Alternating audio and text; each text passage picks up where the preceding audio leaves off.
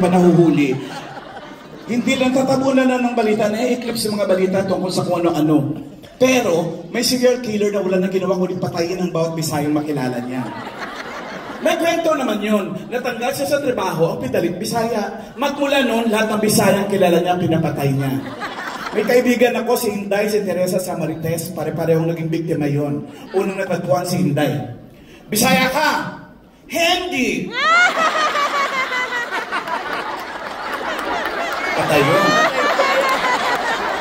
Natakot ngayon si Teresa at si Marites nag-practice. Hindi! Bumalik yung killer, nadatnan si Teresa. Bisaya ka? Hindi. Anong pangalan mo? Teresa.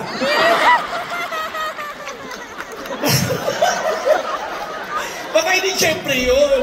Isa na lang natira si Marites. Ikaw ba na wala ka ng dalawang kaibigan? Hindi ka ba taranta? Nag-practice. Hindi, Marites, hindi. Hindi, Marites, hindi. Bumalik yung killer. Bisaya ka? Hindi. Anong pangalan mo? Marites. Umalis yung killer. Natuwa si Marites na pasigaw. Yes! Alam nyo na nangyari, ha? Kaya ingat kayo, ha? Sa Bisaya, ingat-ingat din pag may time. Kanta ko. Bisaya ka din. Nasa itsura din.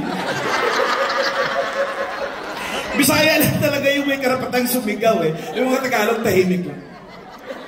Mga Bisaya lang, Atay, oy. Eto na. Kakanta na nga ako. Para po sa inyong lahat, i-check ko muna kung tama itong kakantahin ko, ha? Alamin natin muna ang age bracket. Who let the dogs out?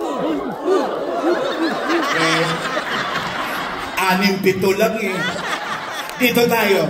How much is that dog in the window? Puro may edad. So, dito tayo kay Bruno Mars. Teacher ka, kuya? Teacher ka? Hindi. Dapat tinanong ko lang. Kasi balbasarado. Here's a song by Bruno Mars. For all of you.